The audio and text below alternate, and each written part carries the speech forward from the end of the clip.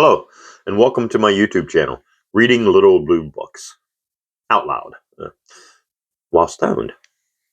In this video, we're going to do part 2 of Little Blue Book number 191, titled Evolution versus Religion, written by Ramsden Balmforth.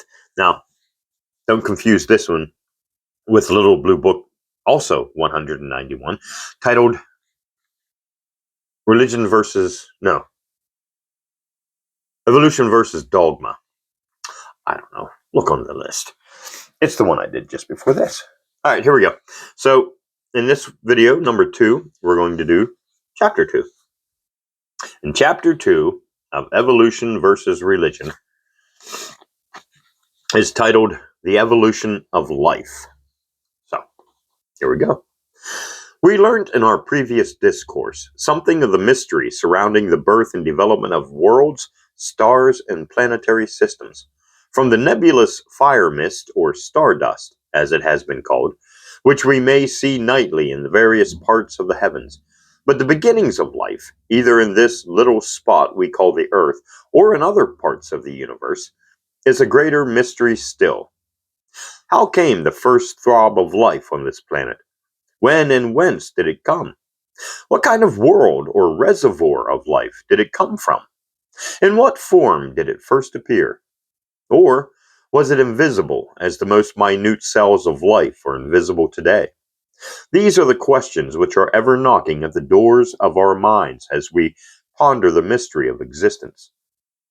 As we look at the mystery of a child's heart, or as we stand by the graveside of those we love, of all the questions which beset the mind of man, there is none more deeply interesting, more full of the elements of pathos, and of dumb, unutterable yearnings than this question of the origin and destiny of life.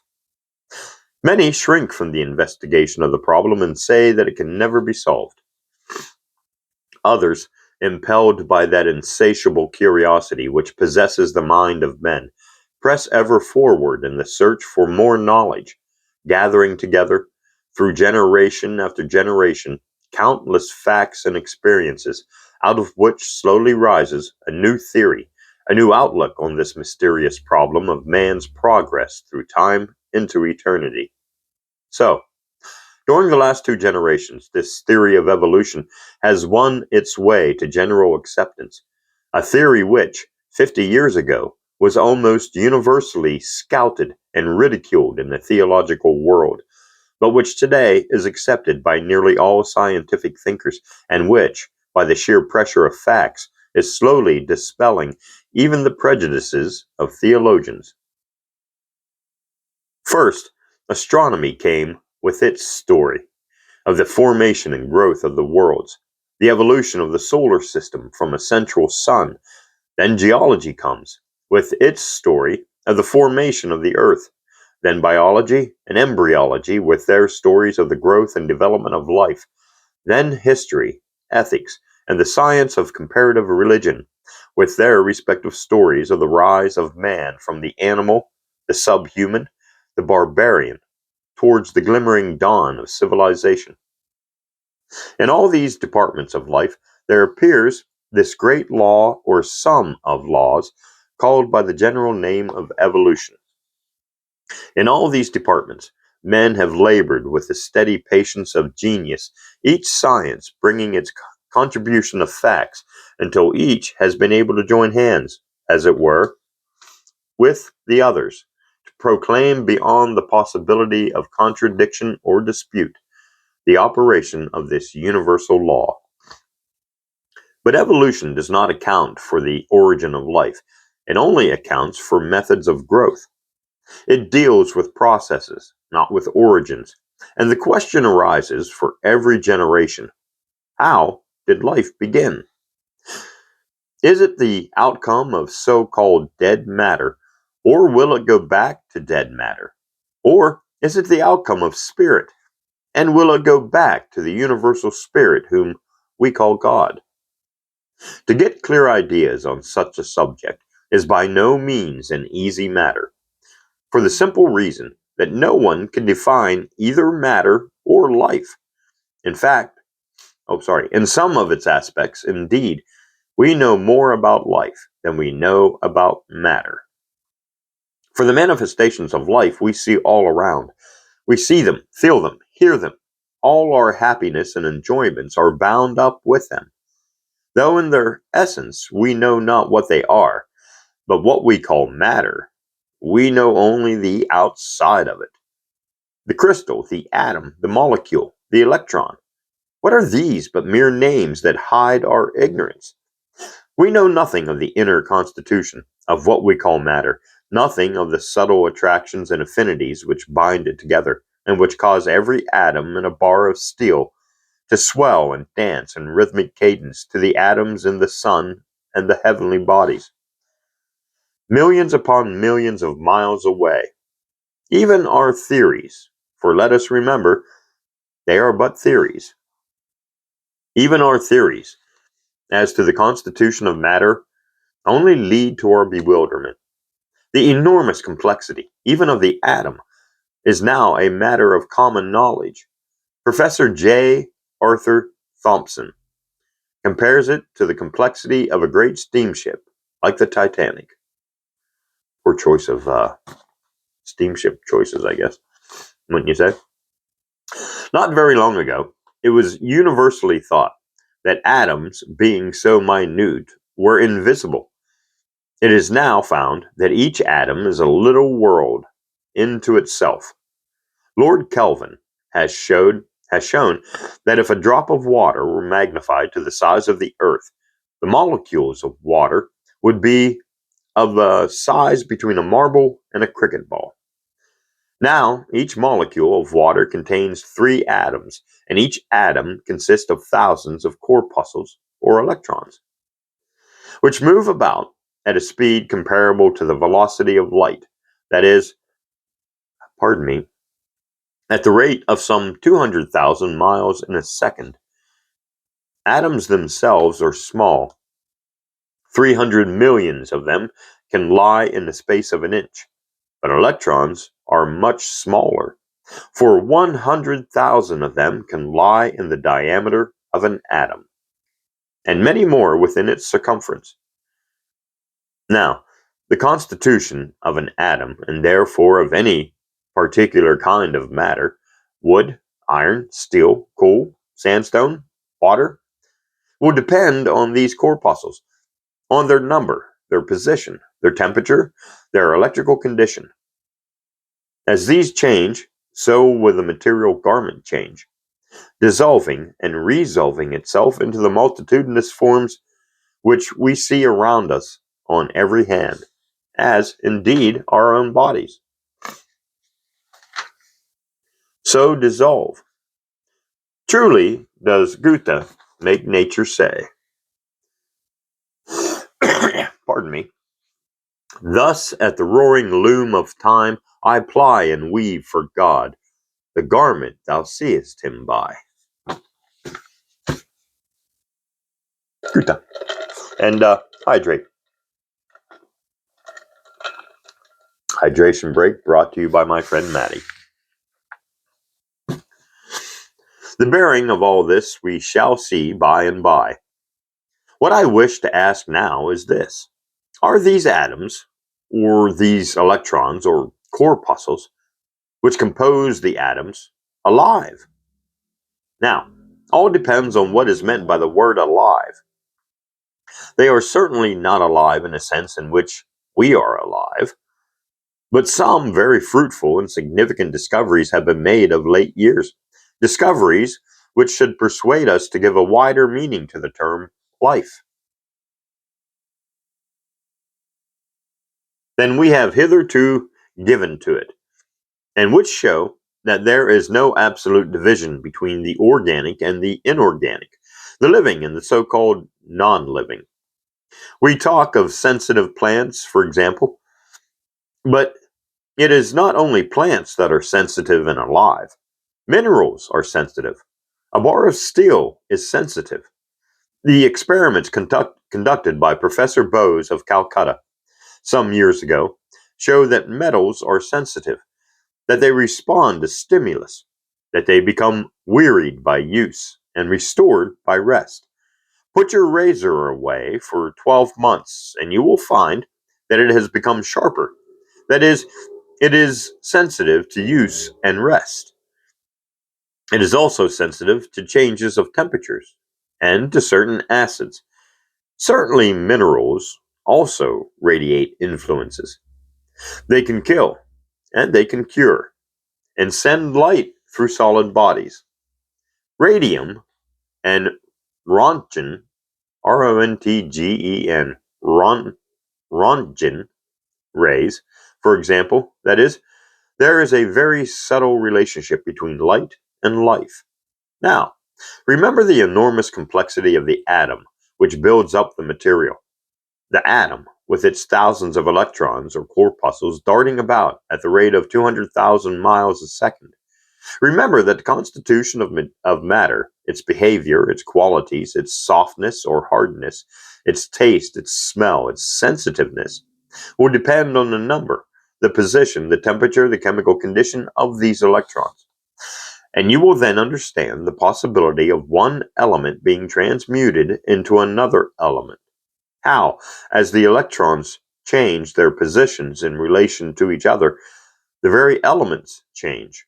The most simple explanation of chemical phenomena, says Professor Thompson, is to be found in the view that the atoms of the different chemical elements are different aggregations of atoms of the same kind. And another worker in the same field, Dr. Preston, says, "We have, I think, reasonable hope that the time is fast approaching when intimate relations, if not identity, will be seen to exist between forms of matter which have hitherto been considered as quite distinct." Sir Norman Locklear points out that the higher the temperature rises, the simpler do the chemical forms become. That as we go higher and higher to the agrarian stars, the simplest forms of matter appear. Just as the lower we go in the crust of the earth, the simplest forms of organic life appear. Pointing, if we could go farther down than those agrarian stars, pointing to a simpler element still, nay, one element, one fundamental substance, a something, a unity. What shall we call it? Spirit, God, the eternal presence, by and out of whose spirit the multitudinous transmutations of matter and all this wonderful panorama of life and the universe are built up. Well does the psalmist say, "Even the darkness hideth not from thee, but the night shineth as the day. The darkness and the light are both alike to thee."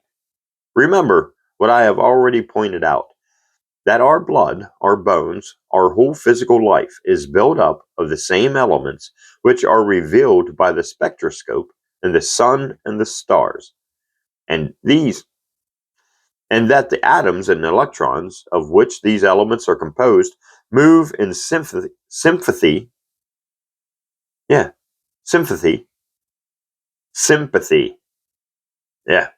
which compose the substance of the sun. That does not make sense. The universe is what the name implies, a unity. It is one, though diverse, just as our own life is one, though it is made up of a diversity of millions upon millions of living corpuscles in the blood. Now, I think we have a suggestion towards an answer to our question. How did life begin upon the earth? The answer is, probably, it never did begin. It was always present and gradually developed from the unseen elemental potencies which were already present within the universe. That is, it did not need to be brought from outside. As Shelley so finely says, "The one remains, the many change and pass. Heaven's light forever shines, earth's shadows fly. Life, like a dome of many colored glass, stains the white radiance of eternity, until death tramples it to fragments. And yet, he hath awakened from the dream of life, the soul of Adonis like a star, beacons from the abode, from the eternal R.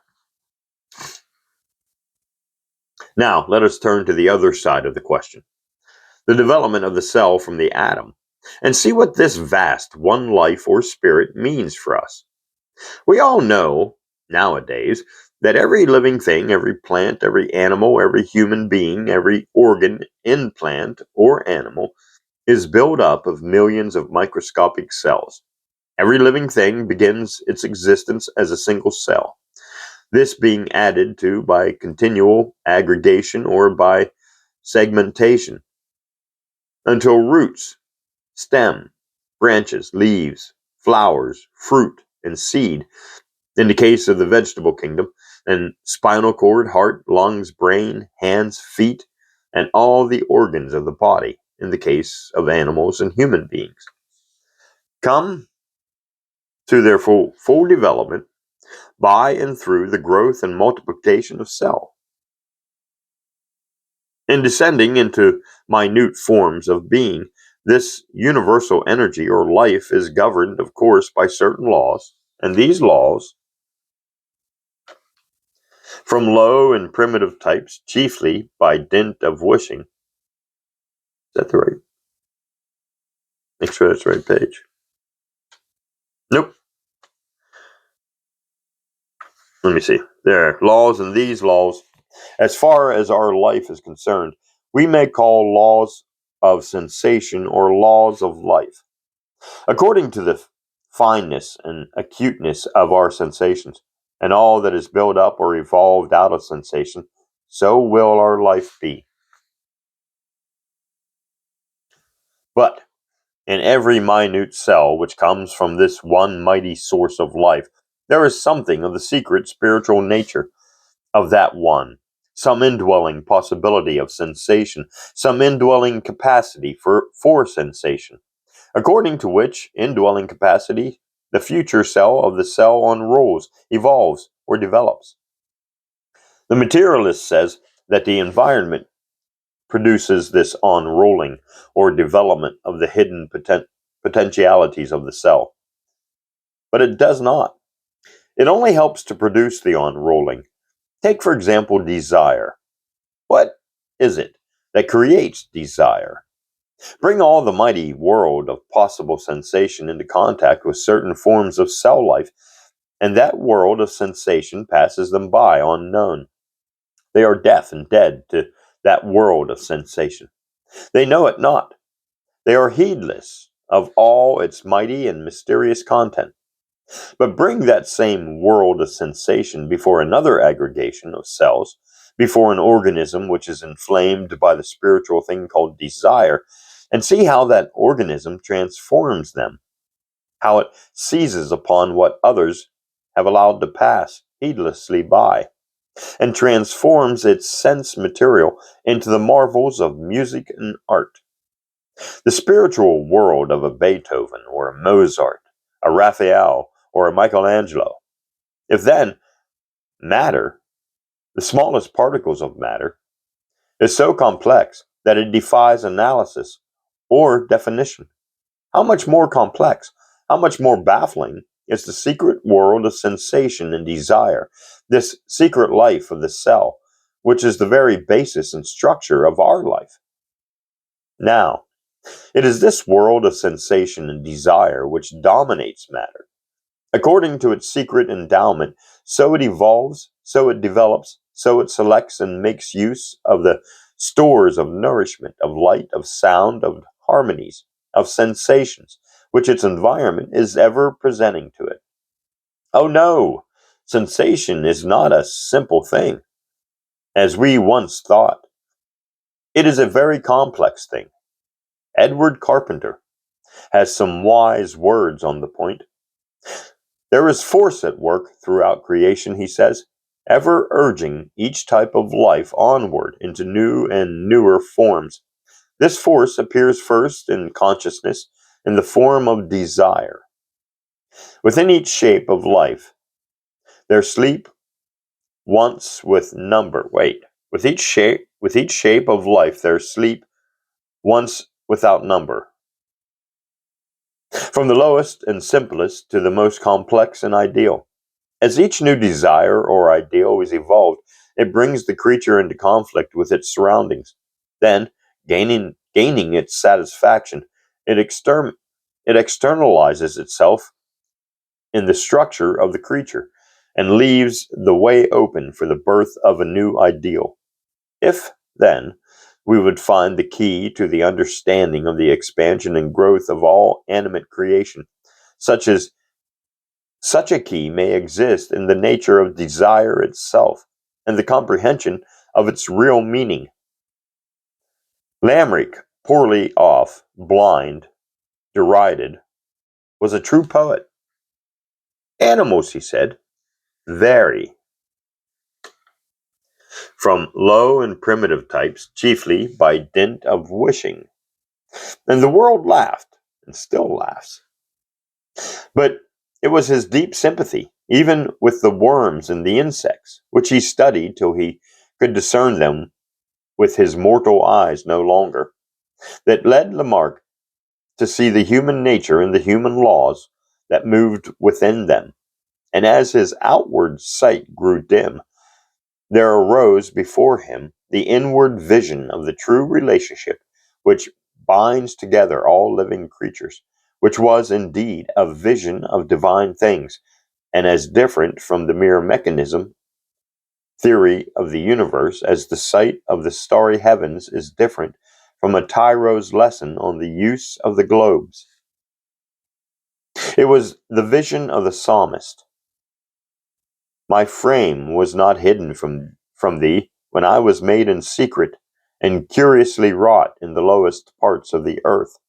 Thine eyes did see mine on perfect substance, and in thy book were all my numbers written. Now, I am sure you will see what a profound difference this view makes to our outlook upon life. We see the basis of life is spirit, spiritual affinities, instincts, desires, longings, not matter. The mighty yet mysterious world of sensation, mind, desires, loves, ideals, these are the dominating formative things. These are the things which matter. These are the things which determine our future evolution and development. Already this view of life is affecting our religion. Nay, it is affecting our common daily life.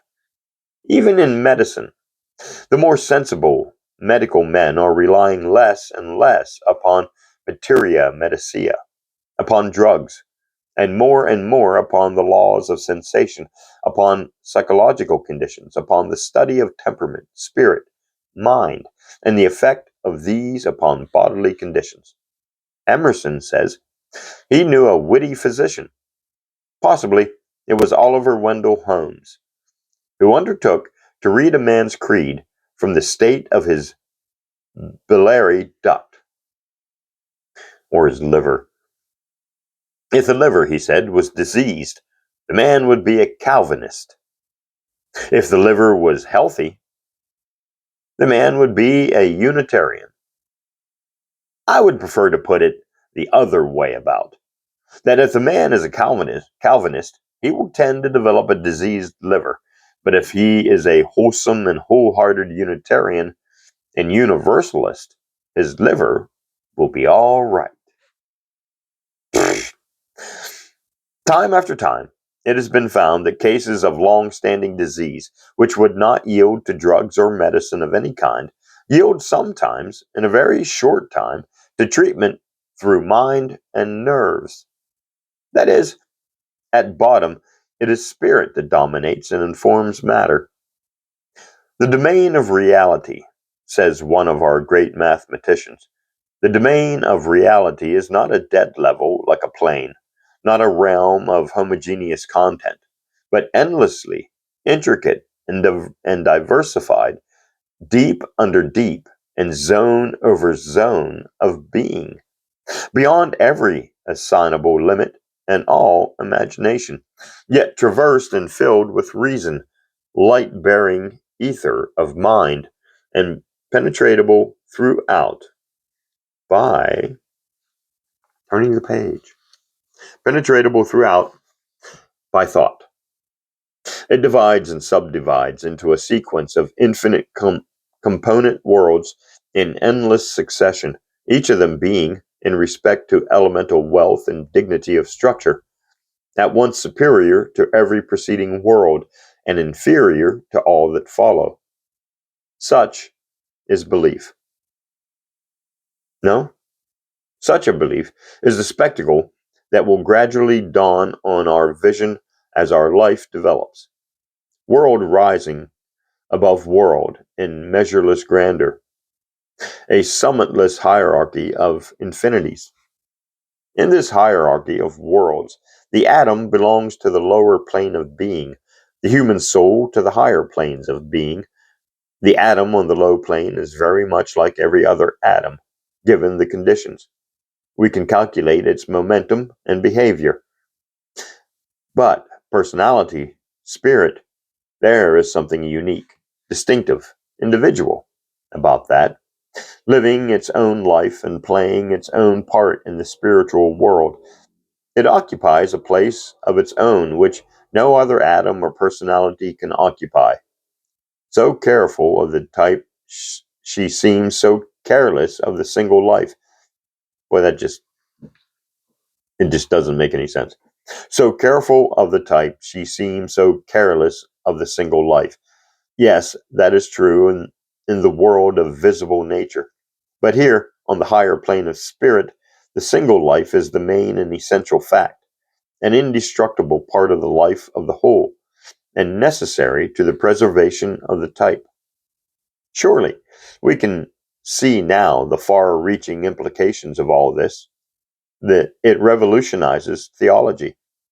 All the new thinking, the new theology, the new ethics of the time are built on this foundation that God is spirit in a far deeper sense than the old theology imagined, that we are part of that spirit, partakers of the divine nature, partakers of love, not only as fellow workers, though that is a great thing, but as necessary and indestructible parts, that God, spirit, could no more do without us, that we could do without the spirit. For the indestructibility of spirit is a far more certain truth than the indestructibility of matter. From this flow other and deeper implications. The solidarity of man, the at one ment, i.e., the oneness of the spirit of man with the spirit of God, and the great law which, even in our ignorance, controls all our being.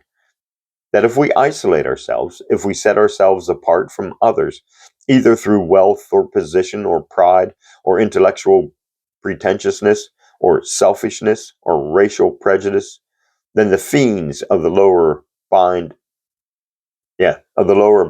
desires drag us down to their level. And in our blindness, we lose the vision and the sense of things eternal and divine. I would say, then, in answer to my question, that while the conditions of life are what we call physical, its basis is spiritual. It has its roots in the spiritual. And then a little poetry. Not in entire forgetfulness, and not in utter nakedness, but trailing clouds of glory do we come from God who is our home. For in our way back through these inconceivable ages of the past, back through the records of biology, geology, and astronomy, back, gotta turn the page, back one fundamental unity, spirit. We can we seem to come by the method of science in the same point at which the great idealist of the New Testament states, or starts. In the beginning was the thought, and the thought was with God, and the thought was God. that matter is but the lower raw material of thought. Nay, that it is but a species of illusion, though a necessary illusion, created and unrolled by that universal thought. Just as our present physical world has been unrolled and developed out of the fire mist of the agrarian stars.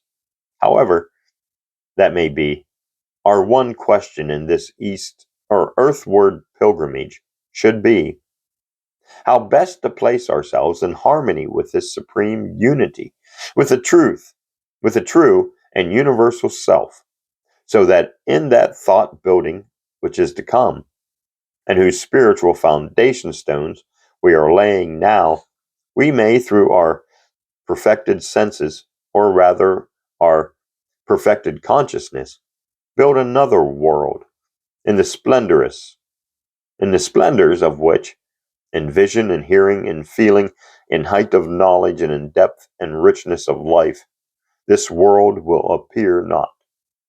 Indeed, as a shadowy nightmare and dream, but as a place and time of probation in which we may build the spiritual world and the spiritual life of the future. And that's the end of chapter 2. And the end of this video for Little Blue Book number 1091, titled Evolution and Religion, written by Ramsden Balmforth. Thanks for listening, and join me in part 3.